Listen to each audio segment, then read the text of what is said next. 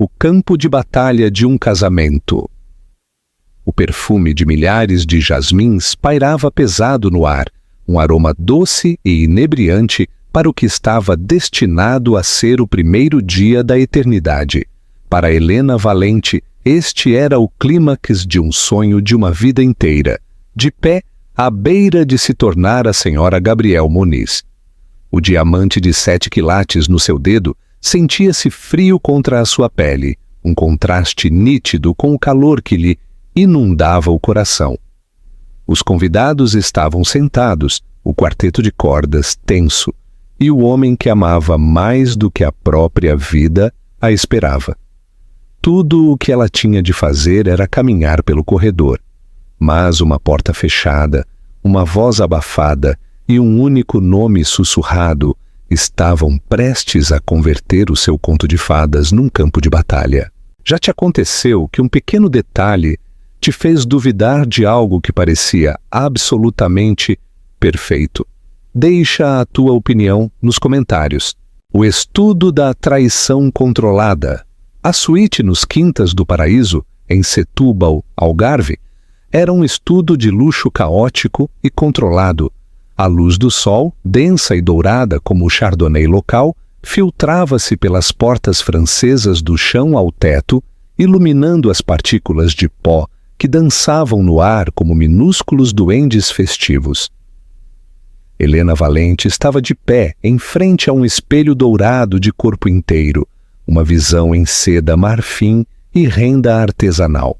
O vestido, uma criação feita à medida pela qual ela tinha voado para Milão, agarrava-se à sua figura como se fosse tecido com luar e promessas. A sua cauda caía atrás dela, uma magnífica cascata de tecido que se acumulava sobre o antigo tapete persa.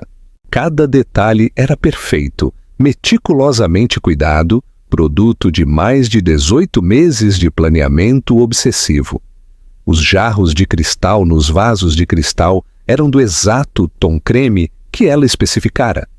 Os vestidos das damas de honor, de um suave cinzento pomba, pendiam numa fila ordenada à espera das suas ocupantes. Uma garrafa de champanhe vintage arrefecia num balde de prata, a sua rolha ainda engaiolada, uma metáfora silenciosa da contenção e da expectativa que enchiam o quarto. Isto não era só um casamento, era uma produção, a fusão de duas famílias poderosas, os Valente e os Moniz, orquestrada na perfeição. Mas para Helena era algo muito mais simples e infinitamente mais profundo. Era o dia em que se casava com Gabo. Ela levantou uma mão, os seus dedos a tremer ligeiramente, para tocar o delicado véu preso no seu apanhado intrincado. O seu reflexo olhava para ela, uma mulher que ela quase não reconhecia. O maxilar, geralmente determinado, tinha suavizado. Os seus olhos azuis aguçados, habitualmente focados e analíticos devido aos anos em estratégia corporativa, estavam grandes e brilhantes, com lágrimas de alegria contidas. Ela estava feliz, assustadoramente, delirantemente feliz. Para de te mexer ou vais estragar o rímel, e eu não vou refazer esse delineador. Uma voz, simultaneamente carinhosa e firme, cortou o seu devaneio. Helena sorriu, os seus olhos a encontrarem os de Valéria Reis no espelho. Val, a sua dama de honor e melhor amiga desde o primeiro ano na universidade em Lisboa, era uma fortaleza de calma num mar de nervos pré-casamento. Enquanto Helena era a sonhadora, Val era a pragmática, a que lia as letras pequenas em cada contrato e em cada homem que Helena tinha conhecido. Eu não consigo evitar, exalou Helena, a sua voz apenas um sussurro. Isto é real? Eu estou mesmo prestes a casar com Gabriel Moniz? Bem, a menos que ele tenha fugido nos últimos 5 minutos, todos os sinais apontam para isso, disse Val, os lábios curvados num sorriso irônico, enquanto ajustava um pedaço de renda solta no ombro de Helena.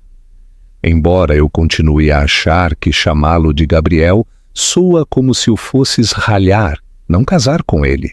Helena riu, um som genuíno e borbulhante. Eu adoro o nome dele, eu amo tudo nele. E era verdade. Ela amava a forma como os olhos de Gabo se enrugavam nos cantos quando ele sorria. O grave ressoar da sua gargalhada que parecia vibrar através dela. O fogo ambicioso nele que espelhava o seu próprio. Ele a entendia de uma forma que mais ninguém o tinha feito. Via para além de Helena Valente, a herdeira do império mediático Valente, e via, simplesmente, Helena. Ele defendia os seus sucessos, aliviava as suas inseguranças e a fazia sentir valorizada.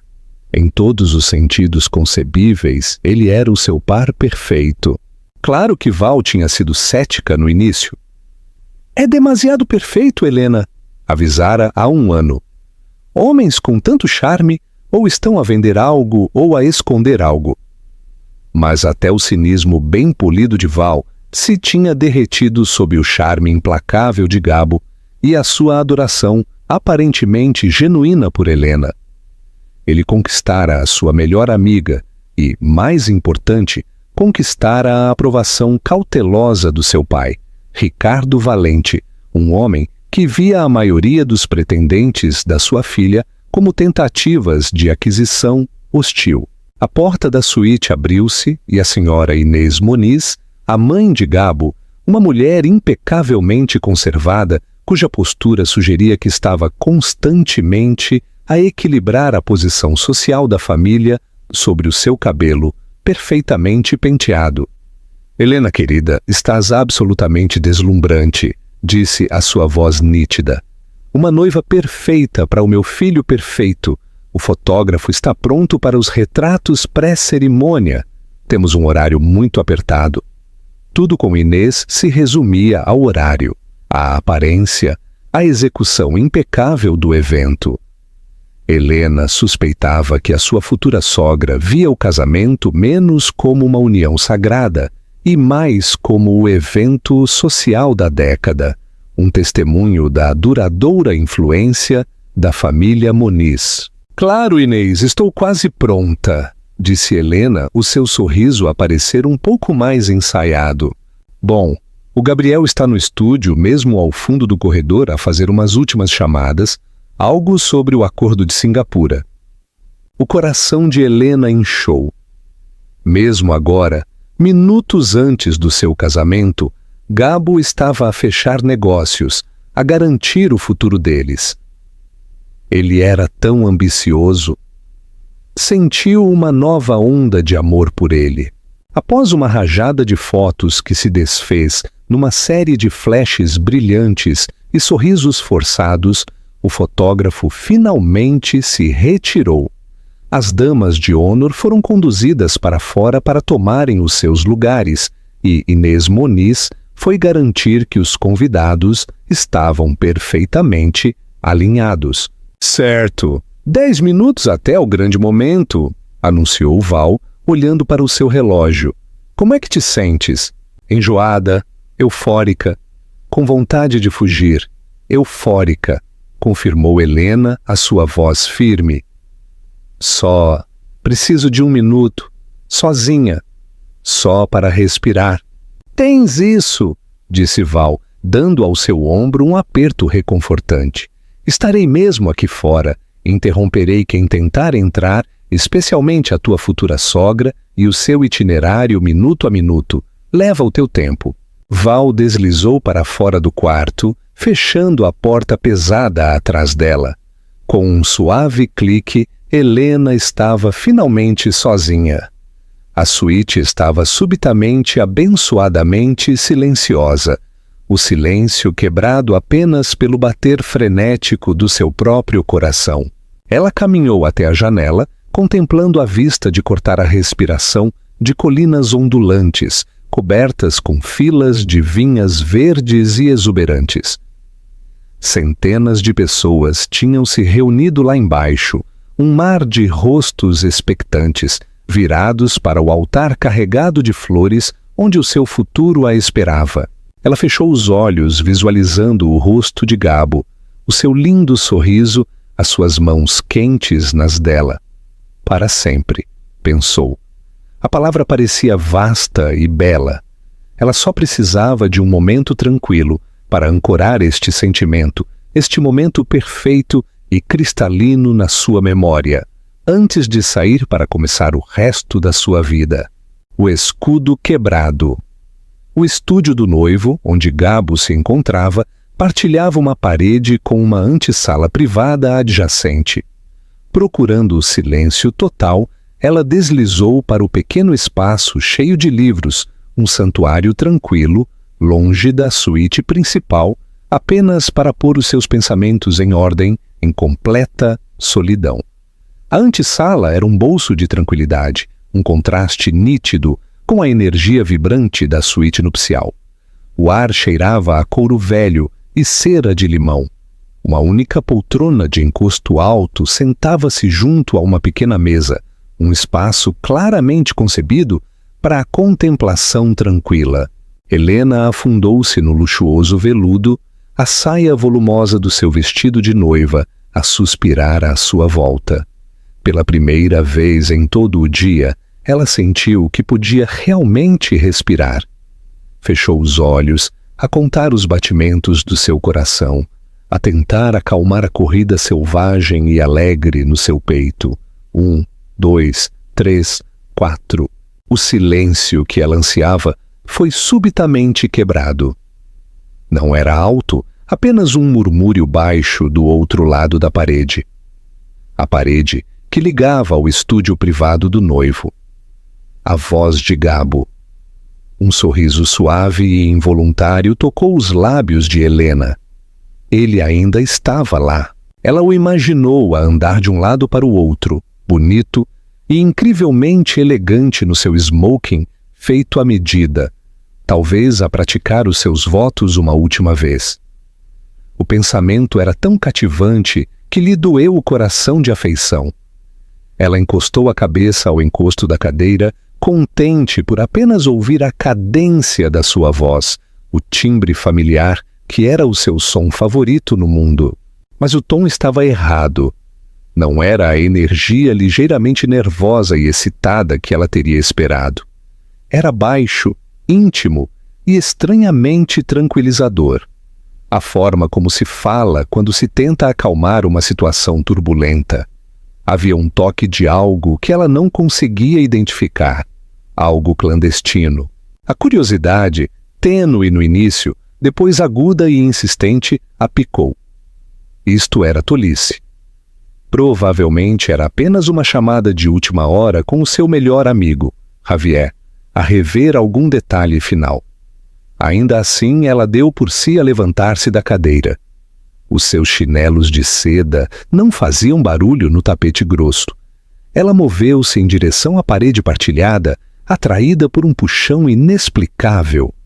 Havia uma antiga e ornamentada grelha de ventilação embutida na parede, uma relíquia da construção original da quinta, e o som filtrava-se através dela com mais clareza. Ela hesitou apenas um segundo antes de pressionar suavemente o seu ouvido contra a parede fria e pintada ao lado dela. Não é difícil, mas tens de confiar em mim, Gabo estava a dizer. A sua voz era uma carícia baixa, uma fita de veludo de som que ele usara com ela 1000 vezes em telefonemas noturnos. Apenas por mais umas horas. Está tudo a correr exatamente como planeado. A quem estaria ele a falar com tanta ternura? Helena franziu a testa. Ele devia estar a falar sobre o acordo de Singapura que Inês tinha mencionado.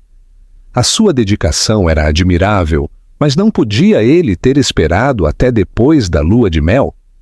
Houve uma pausa e Helena esforçou-se para ouvir o outro lado da conversa, mas era impossível. Estava no telemóvel. Não sejas assim, continuou a voz de Gabo, e agora havia uma nota distinta de ternura pacificadora que fez com que um nó frio se formasse no estômago de Helena. Era um tom que ela conhecia intimamente, o que ele usava depois de terem tido um pequeno desentendimento, o que a derretia todas as vezes. Sabes que não é assim. Não podes pensar que esta cerimônia significa mais do que uma transação de negócios. Uma transação de negócios. As palavras atingiram-na como pedras. A sua respiração engasgou-se na garganta. Ele que estava a falar do seu casamento, do seu matrimônio. Ele estava a falar com um parceiro de negócios, obviamente, e a desvalorizar o casamento para manter um exterior profissional. Sim, tinha de ser isso. Ela estava a ser ridícula, uma noiva paranoica, que deixava os seus nervos a dominarem-na. Mas então ele falou novamente, e as duas palavras seguintes que ele proferiu estilhaçaram a sua realidade cuidadosamente construída num milhão de pedaços irreparáveis. Ouve-me, Patrícia. O colapso. Patrícia. O nome era estranho. Não era a mãe dele, a irmã, a assistente. Helena percorreu mentalmente todos os parceiros de negócios, todos os conhecidos, todos os primos distantes que ele alguma vez lhe tinha mencionado. O nome, Patrícia, lhe era vagamente familiar. Uma vice-presidente sênior numa firma rival que eles tinham discutido brevemente como um potencial alvo de aquisição, meses atrás. Por que é que ele estaria a falar com uma concorrente, uma mulher que ele mal conhecia, com tanta intimidade, minutos antes do seu casamento? Patrícia, meu amor, tu és a única, murmurou Gabo, a sua voz a baixar ainda mais, densa com uma emoção que era inconfundivelmente real. Tudo isto com a Helena é um meio para um fim. É a chave que desbloqueia tudo para nós. Tu sabes, nós já falamos sobre isso. Helena sentiu o sangue a escoar do seu rosto. A sala, outrora um santuário de paz, começou a inclinar-se violentamente, as estantes de livros parecendo deformar-se e dobrar-se. O seu coração, que tinha estado a bater de alegria momentos antes, agora era um pássaro preso a bater contra as suas costelas. Meu amor. Ele chamara esta outra mulher de meu amor. O termo de carinho, o seu nome especial para Helena, sentia-se como ácido na sua pele. Ela queria afastar-se, correr do quarto, desouvir as palavras que estavam a ser gravadas na sua alma. Mas estava congelada, imobilizada por uma força magnética horrível. Ela tinha que saber, tinha que ouvir o resto da mentira que tinha sido a sua vida. Encostada à parede, Helena sentiu o gesso frio a infiltrar-se através da delicada renda do seu vestido, uma arrepiante premonição do gelo que estava rapidamente a encapsular o seu coração. O mundo tinha se reduzido a este único ponto, o som da voz do seu noivo a tecer uma tapeçaria de traição através da fina divisória. Cada palavra era um fio a apertar, a estrangular a linda imagem da vida que ela pensava que estavam a construir juntos. Claro que ela é bonita! Gabo estava a dizer uma avaliação desdenhosa, quase clínica, que fez o estômago de Helena se contrair. E pronta! É isso que a torna a fachada perfeita. Ricardo Valente a adora. Ele não daria o controle das suas ações a qualquer marido. Ele o faz por ela. Ele pensa que está a garantir o futuro da filhinha dele com um homem que a ama. Uma onda de náuseas avassalou Helena tão poderosamente que ela teve de pressionar uma mão contra a boca. Isto não era apenas infidelidade. Isto era um esquema calculado, um assalto corporativo disfarçado de romance. O seu pai, ele estava a usar o seu amor por ele para chegar ao seu pai, para obter o controle da empresa que o seu avô construíra do zero. O acordo pré-nupcial, que ela pensara ser uma formalidade padrão, agora pairava na sua mente como um documento sinistro. Ela lembrou-se que Gabo foi quem sugeriu uma cláusula, uma invulgar, sobre a fusão de certos direitos de voto nas suas respectivas empresas familiares, para mostrar uma frente unida. Os advogados do seu pai questionaram, mas Gabo, com seu charme fácil, convenceu todos de que era um gesto de máxima confiança. Não era confiança, era um cavalo de Troia. Não chores, amor. Por favor, não chores. Gabo confortou o telemóvel e a falsa ternura na sua voz era grotesca. Nada muda entre nós. Isto é apenas um pedaço de papel, uma atuação. Pensa nisso como o trabalho de representação mais lucrativo das nossas vidas. Assim que a fusão for concluída e os ativos dos Valente forem aproveitados para a nossa nova empresa, eu iniciarei a estratégia de saída. Um divórcio tranquilo e amigável daqui a 1 ano ou 2, citando diferenças irreconciliáveis. Nessa altura será demasiado tarde para eles desmancharem os laços financeiros. 1 ano ou 2, ele tinha todo o seu casamento de fachada e a sua demolição planeados. Ele falava disso com a mesma estratégia desapaixonada que usaria para descrever um portfólio de ações. Ele viveria com ela, dormiria com ela, fingiria amá-la por até 2 anos, tudo enquanto o seu coração pertencia a esta Patrícia. E a sua ambição pertencia ao legado da família dela.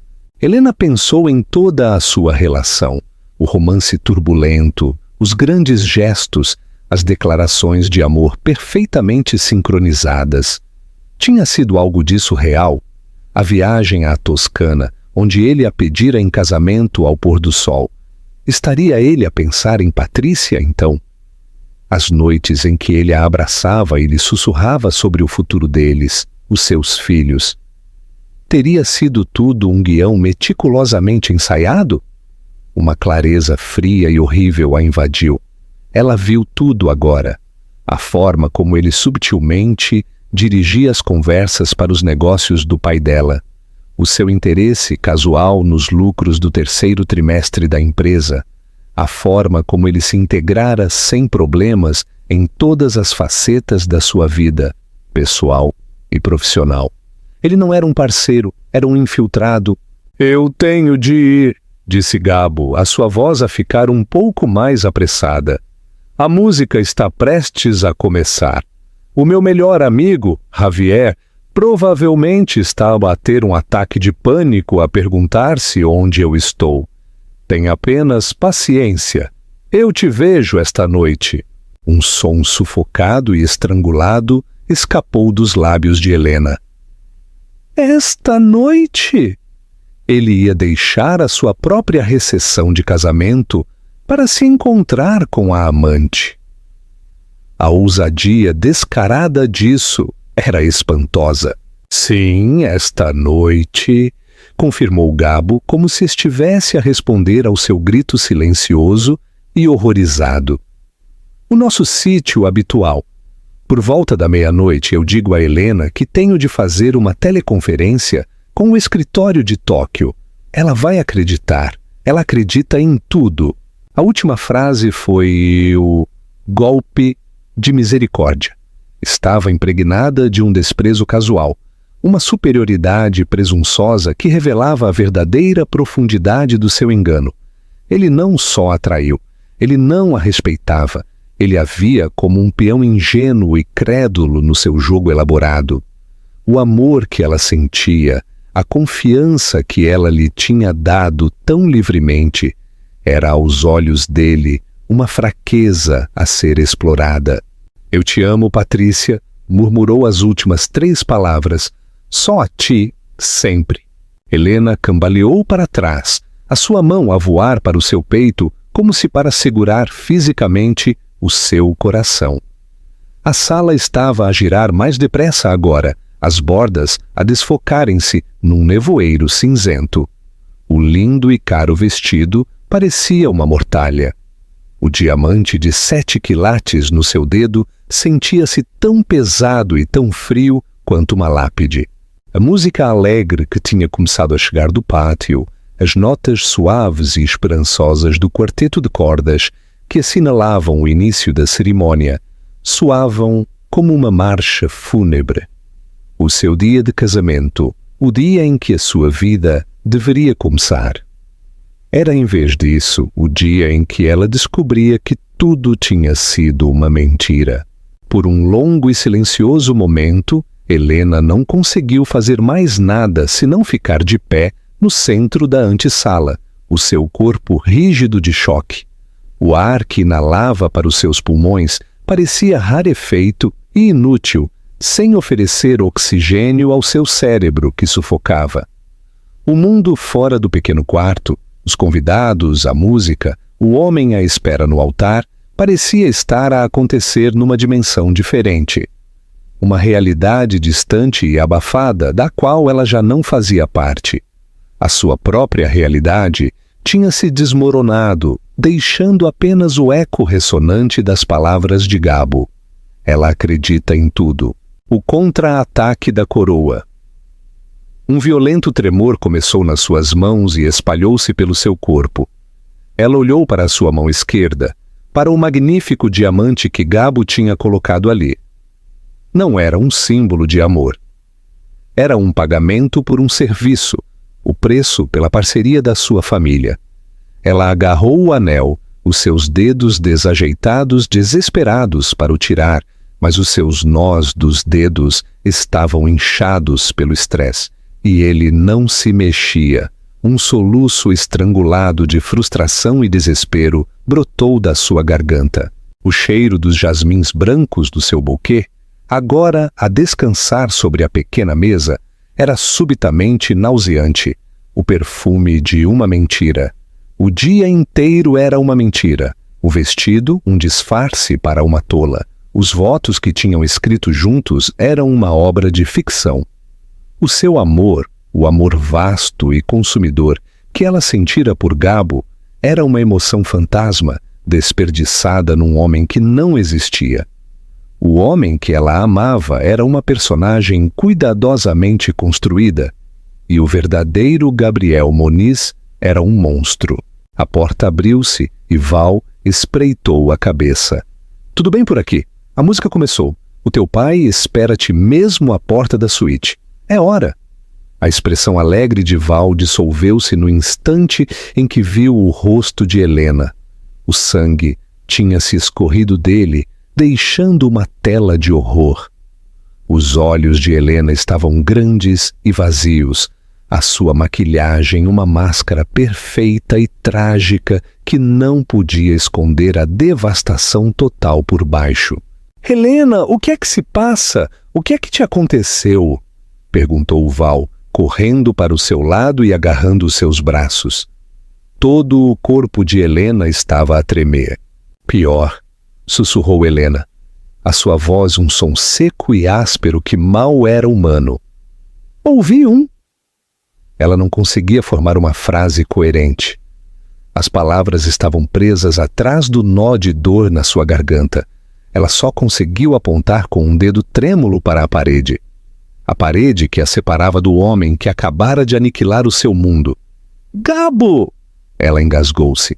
Estava ao telefone, no estúdio. Os olhos de Val semicerraram-se. Os seus instintos protetores se acenderam. O que é que se passa com ele? Ele está a cancelar? Aquele cobarde filho da... Não, Helena a interrompeu. Uma única risada histérica escapou dos seus lábios. Era um som terrível, agudo e quebrado. Ele não está a cancelar. É uma atuação, o trabalho de representação mais lucrativo das nossas vidas. Peça por peça, em frases agonizantes e fraturadas, Helena relatou a conversa que tinha ouvido. Repetiu o nome Patrícia. Detalhou a fria linguagem corporativa que ele usou para descrever o casamento deles. Explicou o complô contra o seu pai, o aproveitamento dos ativos dos Valente, a planeada estratégia de saída de um divórcio em 2 anos. Com cada palavra que falava, a realidade se tornava mais sólida, mais inegável. Dizê-lo em voz alta tornava-o real. Val ouviu, o seu rosto a transformar-se de confusão, para a incredulidade e, finalmente, para uma fúria fria e concentrada que era aterradora de contemplar. O sangue escoou do seu rosto, espelhando o de Helena, mas os seus olhos ardiam com um fogo justo. Todas as suas dúvidas iniciais, todas as súbitas bandeiras vermelhas que ela tinha deixado de lado para o bem de Helena, regressaram com força. Eu sabia, sibilou Val, com voz baixa e venenosa. Eu sabia que havia algo de errado com ele. A forma como ele olhava para o portfólio do teu pai. As perguntas que ele fazia. Eu disse a mim mesma que estava a ser paranoica. Ela apertou os braços de Helena, o seu aperto estabilizador. Aquela cobra manipuladora e parasita, eu vou matá-lo, eu saio agora mesmo e o aniquilo. É demasiado tarde, murmurou Helena, o olhar distante. A cerimônia está a começar. Todos estão à espera. O puro impulso do dia parecia imparável. Um comboio de carga a dirigir-se para um penhasco. Então nós o paramos, insistiu Val, a sua voz a subir com urgência. Nós saímos agora mesmo e contamos ao teu pai. Cancelamos tudo. Nós o humilhamos em frente a todas aquelas pessoas, que ele explique isto a Inês e ao seu horário perfeito. A ideia de ir embora, de correr e esconder-se, era tentadora. Ela podia dissolver-se numa poça de lágrimas, deixar Val tratar do assunto e acordar amanhã para lidar com as consequências. Mas depois as últimas palavras de Gabo ecoaram nos seus ouvidos. Ela acredita em tudo. A complacência, o desprezo cortante. Ele a via como fraca, uma tola com quem brincar. Se ela fugisse a chorar, estaria a provar que ele tinha razão. Ele contaria uma história, pintá-la-ia como uma noiva instável que foge e talvez até salvasse a sua reputação. Ele ganharia. Um novo sentimento começou a agitar-se sob o peso esmagador da sua dor. Era pequeno no início, uma pequena brasa nas cinzas do seu coração. Mas ao olhar para o seu próprio reflexo no vidro escurecido da janela, uma mulher num vestido branco, destruída, mas ainda não partida, essa brasa começou a brilhar. Era raiva, uma raiva pura e clara. Ele não ia ganhar. Ele não ia destruir a sua família e sair ileso. Ela não seria a vítima na história dele. Ela seria o acerto de contas. Não, disse Helena, a sua voz subitamente firme, infundida com uma calma arrepiante. Nós não vamos pará-lo. Eu não vou fugir. Ela endireitou os ombros, levantando o queixo. Os seus olhos, quando encontraram os de Val no espelho, já não estavam vazios. Estavam a arder. Eu vou caminhar por aquele corredor. Val olhou para ela completamente perplexa. O quê? Helena? Não, estás louca. Tu não podes casar com ele. Não podes ficar lá e dizer votos àquele monstro. Eu não vou casar com ele, disse Helena, a sua voz tão nítida e fria quanto o gelo a partir. Eu vou expô-lo. O choque que a tinha paralisado há momentos atrás recuou, substituído por uma clareza sobrenatural. Gabo tinha confundido o seu amor com a insensatez. Ele tinha confundido a sua confiança com a cegueira. Ela estava prestes a descobrir o quão devastadoramente enganado ele estava. Ele quer uma atuação. Os lábios de Helena curvaram-se num sorriso amargo e sem alegria. Eu vou dar-lhe a atuação da vida dele, em frente aos nossos 500 amigos, familiares e parceiros de negócios mais próximos, em frente ao meu pai, em frente à mãe dele. A compreensão apoderou-se do rosto de Val, seguida por um sorriso lento e lupino. Oh, mulher magnífica, qual é o plano? Eu preciso de provas, disse Helena, a mente a acelerar. Não pode ser apenas a minha palavra contra a dele. Ele vai negar tudo. Vai dizer que estou histérica, que tenho nervos pré-casamento. A mãe dele vai apoiá-lo. Eu preciso de algo concreto. O telemóvel dele, disse Val instantaneamente. Estava nele, deve estar no estúdio. O Javier está lá com ele, respondeu Helena. Nós não podemos simplesmente entrar. Então eu crio uma distração, disse Val, já a mover-se em direção à porta. Eu digo ao Javier que a Inês, a mãe de Gabo, está a ter uma crise por causa dos arranjos florais na entrada principal e que precisa da ajuda imediata dele. Ela está sempre a ter uma crise por alguma coisa. Ele não vai questionar. Isso vai dar-me 1 minuto, talvez 2. O que é que procuras? Registros de chamadas, mensagens de texto, com esta Patrícia no que for. Os olhos de Val moveram-se pelo quarto, um plano a formar-se. Gabo é arrogante. Ele provavelmente acha que é intocável. Ele pode nem sequer ter apagado ainda. É demasiado arriscado, Val, se te apanharem. Helena, o único risco é deixá-lo safar-se. Interrompeu Val com uma expressão feroz. Enquanto eu faço isso, tu precisas de fazer algo por mim.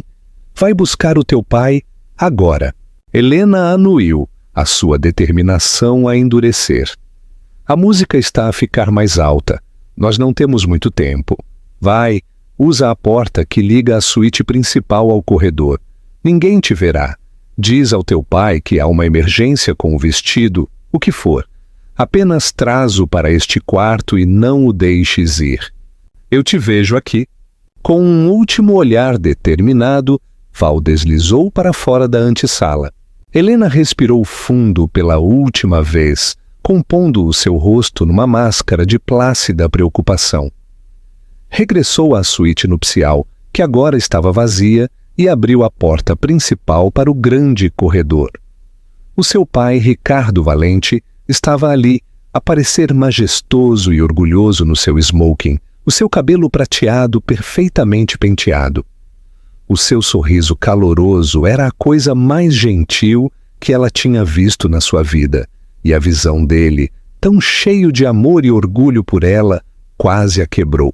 Aí estás tu, meu amor, disse ele, estendendo o braço.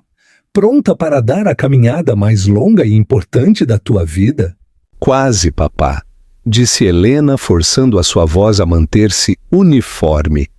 Há um pequeno rasgão na renda nas costas do meu vestido. A Val está a tentar encontrar um alfinete. Podias vir à antessala por um segundo? Eu não quero que mais ninguém veja. O sorriso de Ricardo vacilou ligeiramente, substituído por preocupação.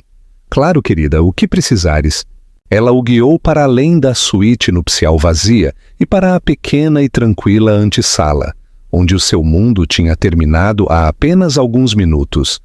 Ela fechou a porta firmemente atrás deles. Helena, o que é isto? Perguntou o seu pai, com a testa franzida enquanto olhava para o pequeno quarto. Onde está o rasgão? Helena virou-se para o encarar, deixando cair a máscara de compostura. O seu pai viu a angústia crua nos seus olhos e toda a sua atitude mudou. O pai festivo desapareceu, substituído pelo astuto e protetor diretor executivo, que conseguia detectar uma ameaça a quilômetros de distância. O casamento está cancelado, disse Helena, a sua voz a tremer, mais clara. O quê? O que é que aconteceu? Ele te fez algo? As mãos de Ricardo já se estavam a fechar em punhos. Ela lhe contou tudo. Omitiu o desgosto, a traição pessoal e focou-se nos factos que ele, como homem de negócios, captaria de imediato. Gabo está a casar comigo para obter o controlo das tuas ações. É um complô de aquisição corporativa, orquestrado com uma mulher chamada Patrícia Antunes. Ele planeia aproveitar os nossos ativos, fundi-los numa nova empresa e depois divorciar-se de mim em menos de 2 anos. Ricardo Valente empalideceu. Ele afundou-se na poltrona que Helena tinha ocupado antes, parecendo como se tivesse levado um golpe físico. Por um momento, ele ficou em silêncio, a processar a magnitude do engano. Não era apenas o coração da sua filha. Era o trabalho da sua vida, o legado da sua família, o que tinha sido o alvo. A sua expressão mudou de choque para uma raiva glacial e aterradora que fez o ar da sala ficar frio. Aquele jovem, começou a sua voz com um grunhido baixo, está prestes a aprender o que realmente significa meter-se com um valente. O veredito no altar. Nesse momento, a porta abriu-se silenciosamente e Val deslizou de volta para o quarto. O seu rosto pálido, mas os seus olhos triunfantes. Ela segurava a sua pequena mala enfeitada. "Conseguiste?" exalou Helena. "Melhor", Val sussurrou, a sua voz a tremer de adrenalina. O laptop dele. Estava aberto na secretária dele. Tem um programa que grava automaticamente as suas chamadas de negócios para controle de qualidade. Ele deve-se ter esquecido de o desligar. Tenho a conversa completa de 10 minutos cada palavra. Helena olhou da pendrive na mão de Val para a fúria a arder nos olhos do seu pai. A peça final do seu plano acabava de se encaixar. O quarteto de cordas lá fora intensificou-se, a tocar os primeiros compassos da marcha nupcial. Era a hora. Ricardo pôs-se de pé, as suas costas rigidamente direitas. Olhou para a sua filha, os seus olhos cheios de uma mistura de imensa dor por ela e orgulho ilimitado. Ele estendeu-lhe o braço. "Parece, meu amor", disse a sua voz, sombria, mas resoluta, "que ainda temos um caminho a percorrer. Vai tê-lo." Caminhar pelo corredor de braço dado com o seu pai foi uma experiência surreal e fora do corpo. Os rostos dos convidados viraram-se para ela, um mar de sorrisos radiantes e lágrimas felizes. Eles viram uma noiva radiante, a imagem da perfeição a deslizar para o seu final feliz. Não viram o conselho de guerra que tinha ocorrido há apenas momentos, nem podiam sentir o frio ártico que emanava da noiva e do seu pai.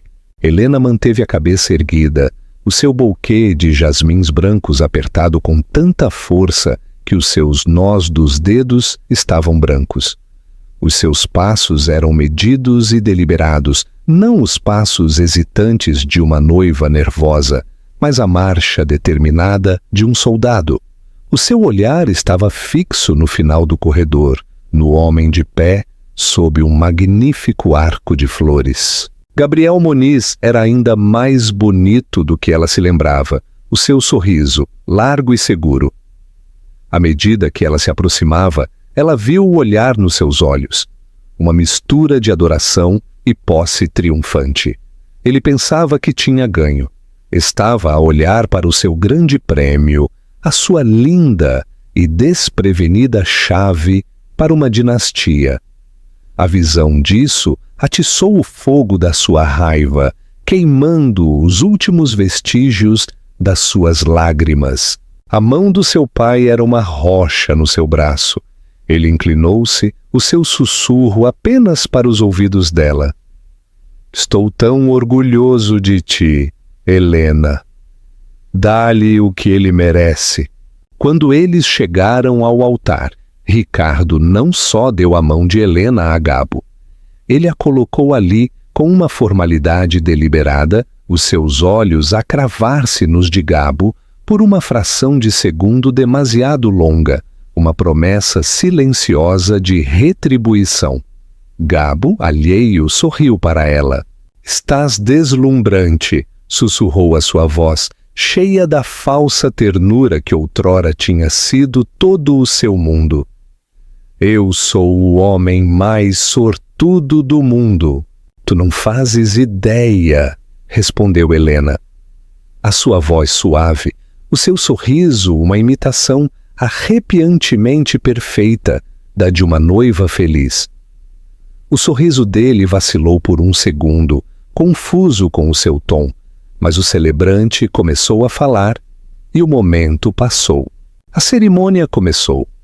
As palavras passaram sobre Helena, banalidades sobre o amor, a confiança e o para sempre. Ela ficou perfeitamente quieta, uma estátua de mármore de uma noiva, os seus olhos nunca deixando o rosto de Gabo. Ele pareceu sentir uma mudança na atmosfera. O seu sorriso confiante apertou-se nos cantos ao encontrar o olhar gélido dela. Ele mexeu-se com os punhos, um vislumbre de incerteza nos seus olhos. Passaram pelos comentários de abertura e pelas leituras. Depois chegou o momento. O celebrante sorriu benevolentemente. Antes que estes dois se unam em matrimônio, se houver alguém presente que tenha justa causa para crer que não devem casar, que fale agora ou se cale para sempre. Uma pausa dramática tradicional. Os convidados mexeram-se, alguns tossiram educadamente. No silêncio, Helena, que se supunha ser a imagem da aquiescência silenciosa, deu um pequeno e libertador passo em frente e levantou a mão. Um suspiro coletivo se espalhou pela multidão. Começou como um murmúrio e transformou-se numa onda de sussurros chocados. O rosto de Gabo congelou. O sangue escoou dele. A sua máscara de noivo encantador partiu-se num milhão de pedaços. A sua mãe, Inês, na primeira fila, parecia como se tivesse levado um estalo. «Helena, o que é que tu estás a fazer?» sibilou Gabo, a sua voz um sussurro de pânico, a tentar agarrar a mão dela. Ela a afastou como se o toque dele fosse veneno.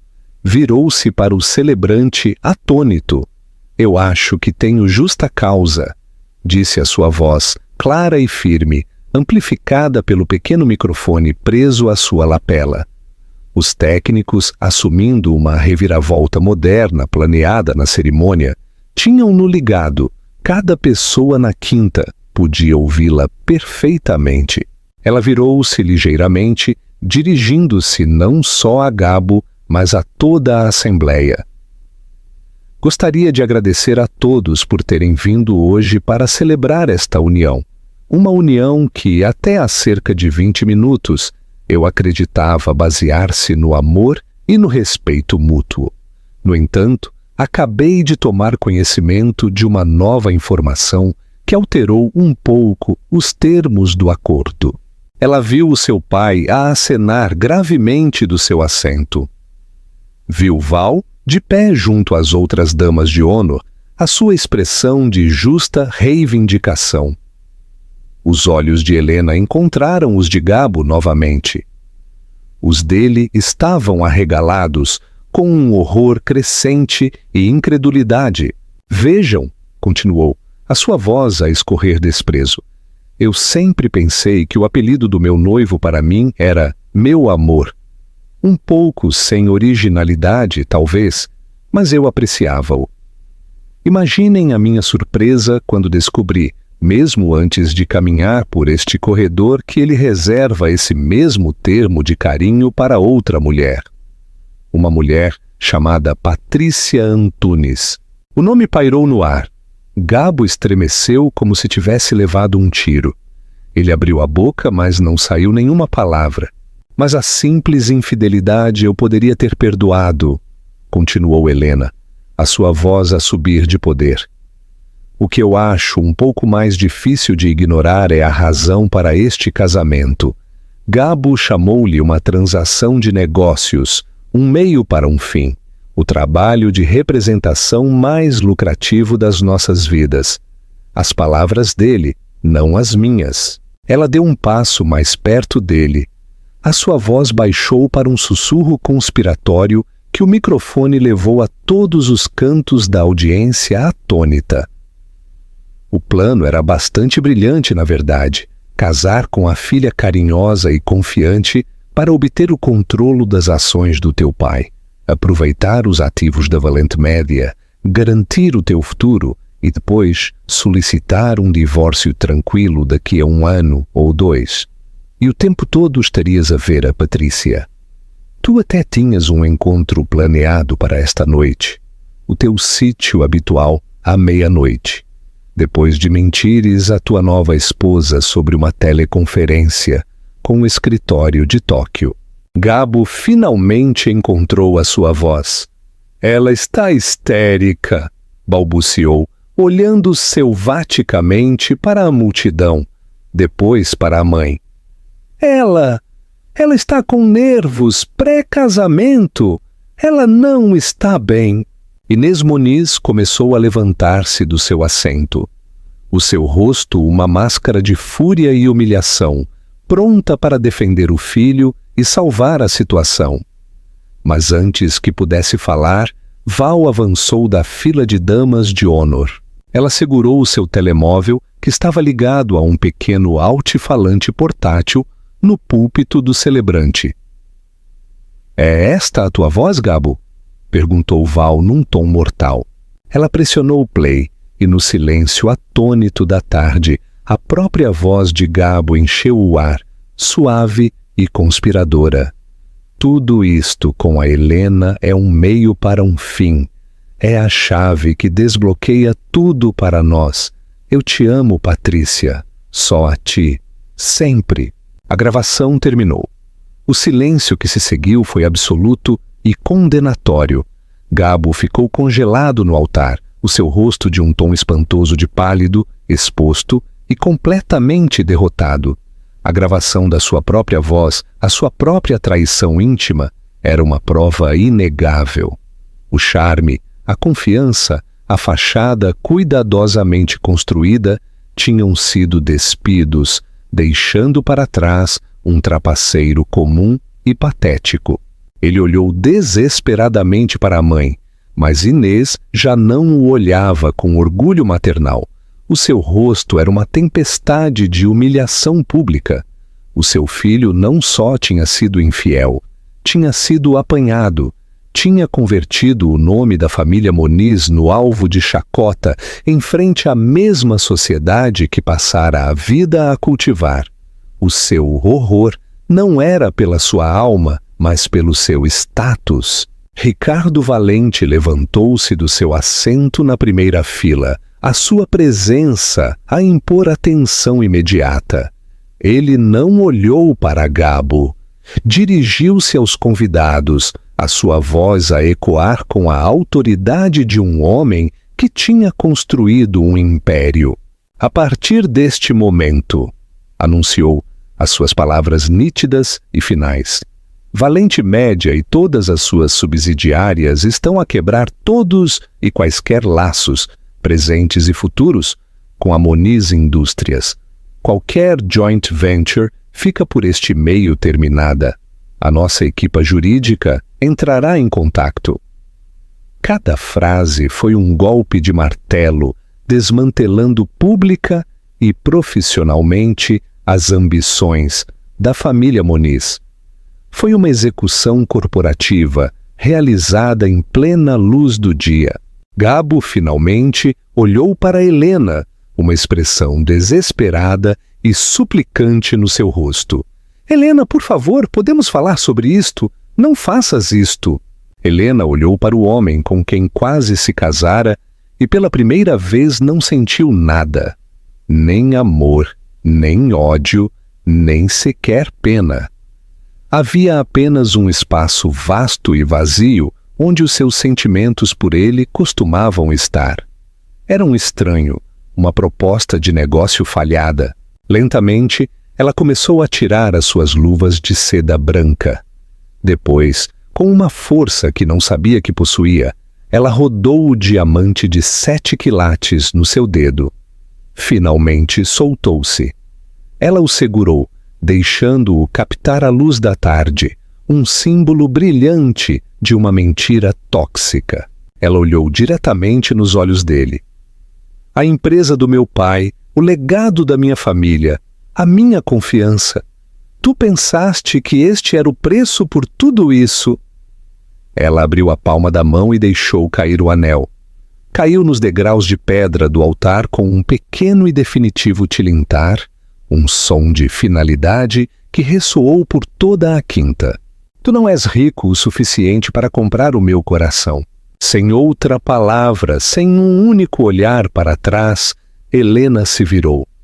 Recolheu a saia do seu magnífico vestido, o que ela escolhera para uma vida que já não existia, e começou a caminhar.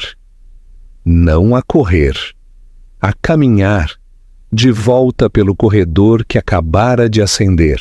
Desta vez, os rostos dos convidados eram um borrão de choque, espanto e, para muitos, profundo respeito. Ela não era uma noiva abandonada, a fugir envergonhada. Era uma rainha que abdicava de um trono corrupto, de cabeça erguida, as costas direitas. O seu pai e Val se puseram ao seu lado quando ela chegou ao final do corredor.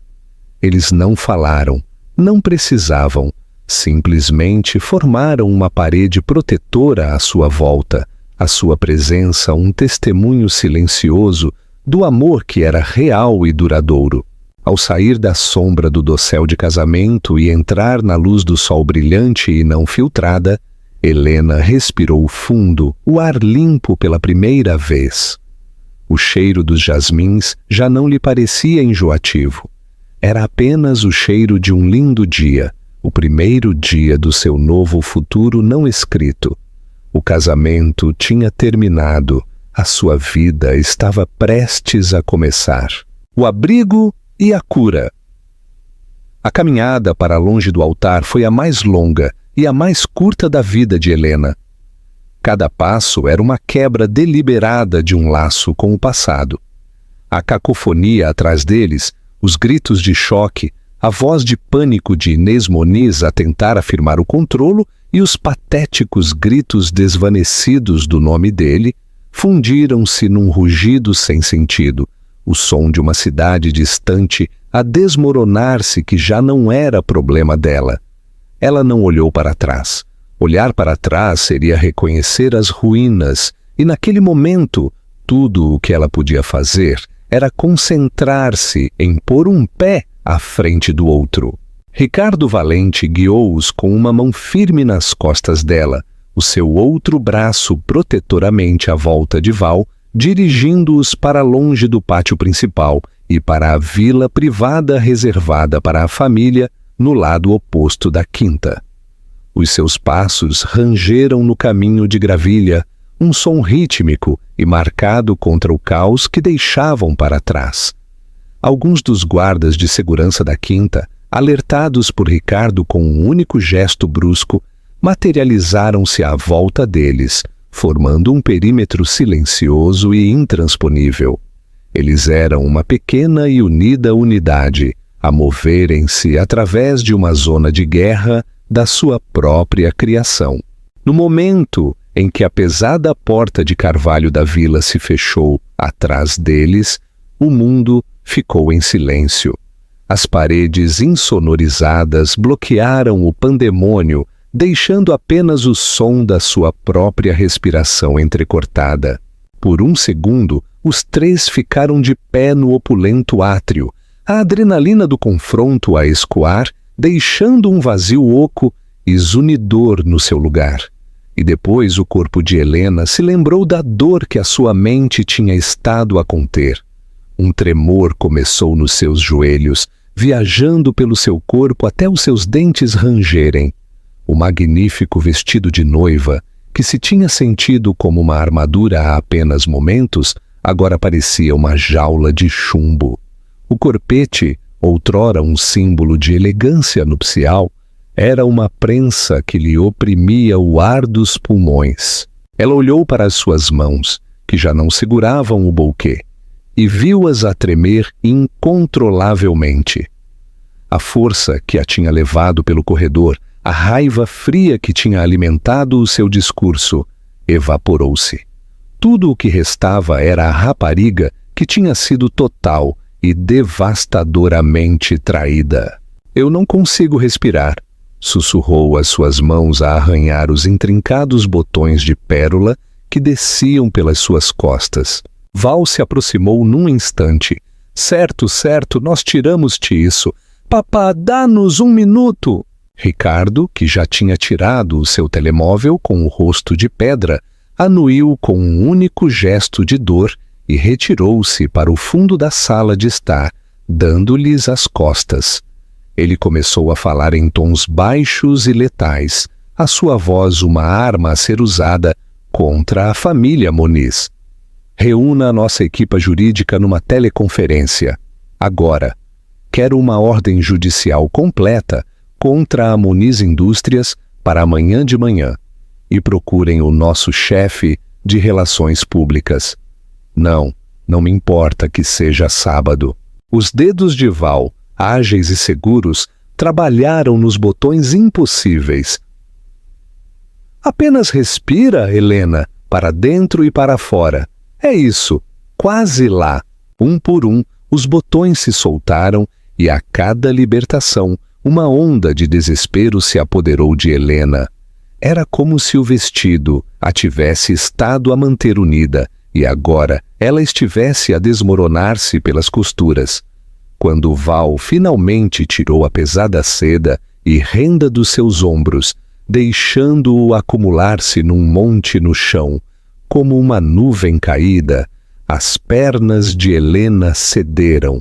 Ela desabou num sofá de veludo, um soluço cru e gutural a brotar da sua garganta.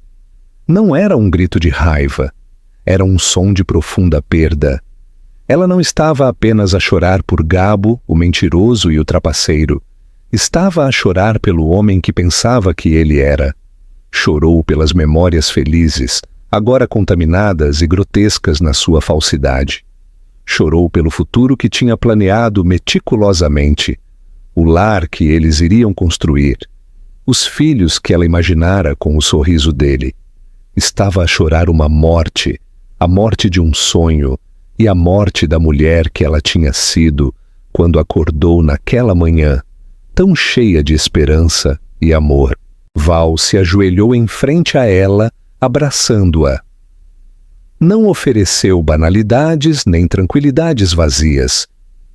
Simplesmente assegurou, deixando Helena encharcar o ombro do seu vestido cinzento pomba com lágrimas, fornecendo uma âncora firme e silenciosa na tempestade da sua dor. Depois do que pareceu uma eternidade, os soluços acalmaram-se em respirações trêmulas. Helena se afastou, o rosto manchado, os olhos vermelhos. Ele nunca me amou, sussurrou a simples e devastadora verdade a pairar no ar. Nada disso era real. O amor que tu sentiste foi real, Helena?